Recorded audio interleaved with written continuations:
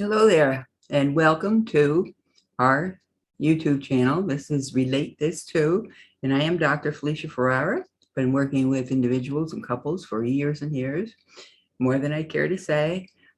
So I've seen couples interact. I have been involved in divorce situations, and we don't really want to go there. So that's why I feel it's important that we kind of understand up front what makes a solid relationship, okay? In this particular video, we're going to talk about the 7 ways to know if she is a keeper. So this video is for the guys, okay? And you can tell when you're dating somebody, and I'm sure you've already had the experiences where you went out and you knew within the first 5 minutes of a date, it's like, uh-oh, this isn't going to go good. But this time, we're going to look at what are the 7 qualities or 7 key issues to know if she is a keeper, okay? Very important because, let's face it, making a lifelong partner is a long time, and you really want somebody who's compatible with you, not just giving you lip service or taking up your time if you're not going to get the most out of that relationship in fulfillment, in harmony, etc. Okay, first place, guys, number 1, you want to know if she expresses interest in your stories. Maybe she's bored with what you have to say. Are you talking too much, like about details that she has no knowledge of? For instance, the car, the motor, some scientific revolution that you've announced. Have you detached yourself so that she doesn't express interest? Or is she just a person who doesn't even seem to be in the present? Many people aren't. They might be so enraptured by where they're going on their date that they forget to realize who they're going with. Because the important reason we date is to get to know one another. So if your emphasis is on where you're going instead of who you're going with, then perhaps your priorities are a little mixed up. We all love our certain places. We all have our favorites, but you really want to be with a person and share that experience so that it's a mutual, enjoyable event. Okay, so does she express interest in what you're talking about? Whether it's baseball, whether it's sports, whether it's finances, whatever it is, does she seem to acknowledge your thoughts? Is she supportive for you while she's listening? Okay. In addition to listening to you, does she, number 2, engage in mutual conversation? So number 2, is she engaging to you? Does she want to draw you into the conversation? Or is she content to let you kind of babble on your own and she kind of glosses over and doesn't really pay attention? So those are very important. So does she express interest in what you have to say? Number 1. Number 2, does she engage in mutual conversation with you? Is she just as enjoyable? Can she discuss things with you? This is very important because if you're going to spend the rest of your life with someone, or you're going to spend a lot of years, maybe we don't all make it for the lifelong marital relationships or partnerships, but regardless, the time that you do spend together, is it fulfilling and harmonious for you? Okay, so number 1 expresses interest. Number 2 engages in mutual conversation. Here's number 3. Does she enjoy simple activities with you? Can you just go to a coffee shop and sit with her and have a conversation for 3 hours? Can you go to a baseball field and just hit bat balls to one another and enjoy each other's company? That's very important. Or in contrast, does it have to be a lavish event where everyone's dressed to the hilt and perhaps in a gown, evening dress, and going out to a concert or a symphony? Does it have to be a very expensive event? Or do you just enjoy perhaps sitting home at night, having a pizza and watching a movie? So those things are very important to kind of gauge for yourself where your true relationship lies. If you can't share the basics and enjoy one another, then everything else is going to be harder. It's going to be harder to meet on mutual grounds when decisions and issues come up. That's why this is so important that you have these several ways to level out whether or not you are compatible. Okay, so here we are. Number 3, enjoys you in simple activities. Number 4, do you even share events? Do you share interests? Are you a sports fanatic and she perhaps hates anything to do with sports? Are you an outdoors person and prefer hiking and mountain climbing and this person is an indoor person? Don't even try to wedge it together, because over the years, this is going to become a problem. And one of you is going to either feel stifled or exploited or ignored or just passed over. You'll be very lonely going hiking on your own. And so that is something you need to take a look at as well. Okay. So shared interest is very important. So can you alternate? Maybe you do like hiking a lot, and she'll go with you one time, but it may not be the hiking to the extent that you do it. Within 2 minutes, the person may be bored.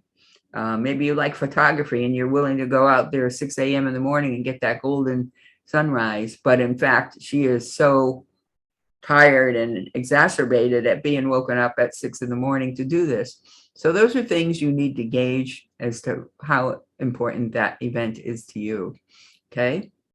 So number 4 was shared interest in events. Let's move on to number 5. This is a big one. This is mutual values. What our values are very important in a relationship. So does she value family life? Does she value children?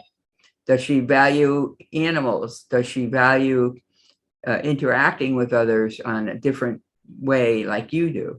So the values are very important. Is she religious? Maybe you're not. Maybe it's very important to her. So maybe you both need to talk about that, especially if you're talking long-term relationships where you're talking about marriage and possibly having children. Because when children come into play later on down the road, you're really not going to agree on all these issues.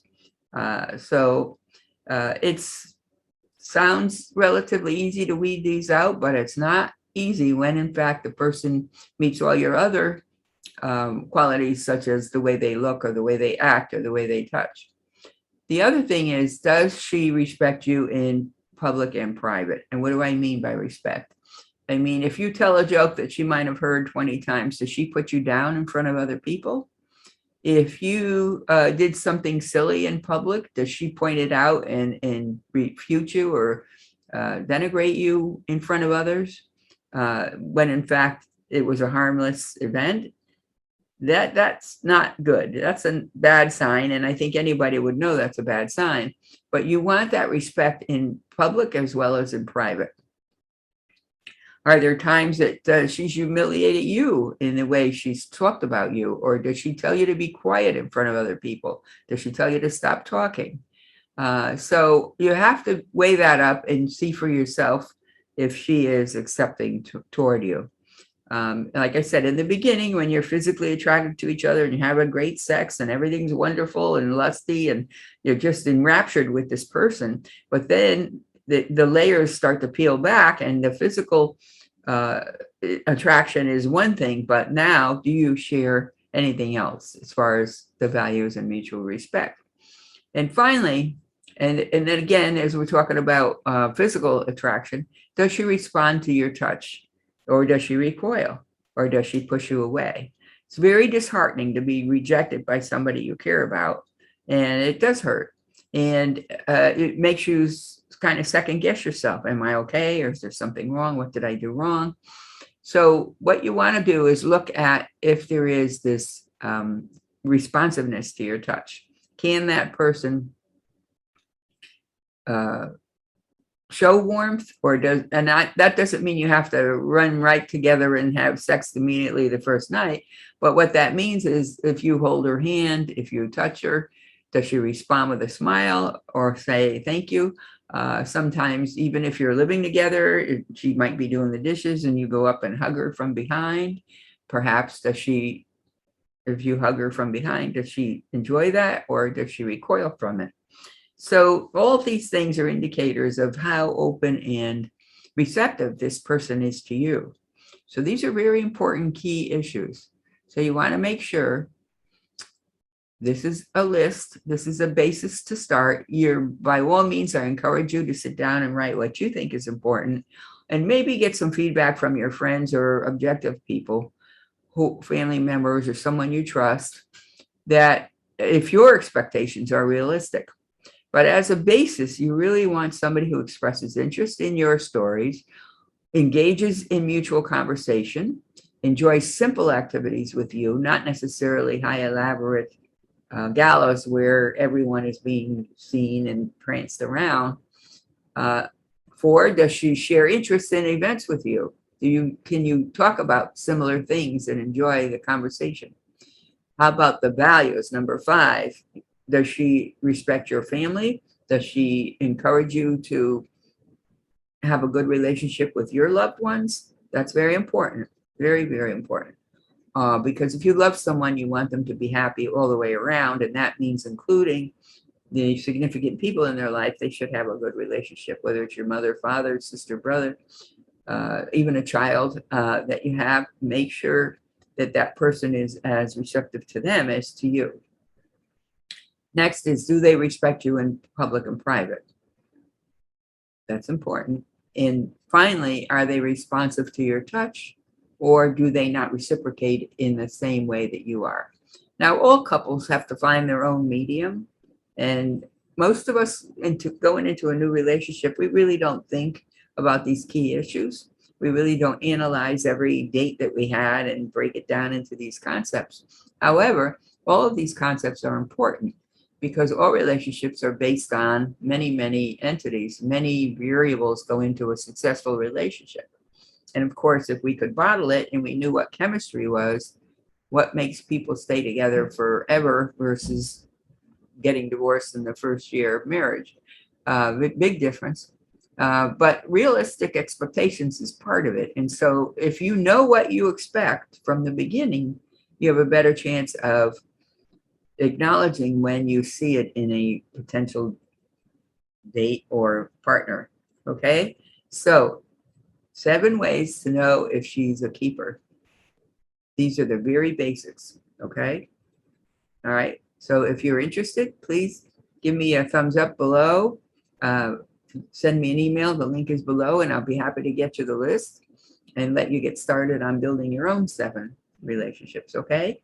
So we have not only this list, but a little workbook for you to start. What is important to you? What is a deal breaker to you in a relationship? Okay.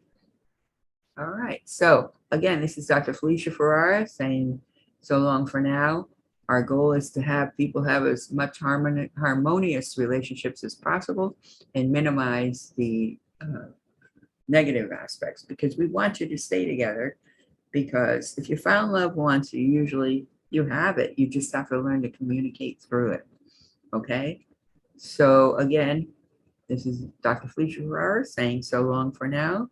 Please visit our site as we have very interesting offers and events coming up your way. And feel free to join our Facebook group as well. So more data is coming in the near future. All right, stay posted and happy dating. Bye-bye.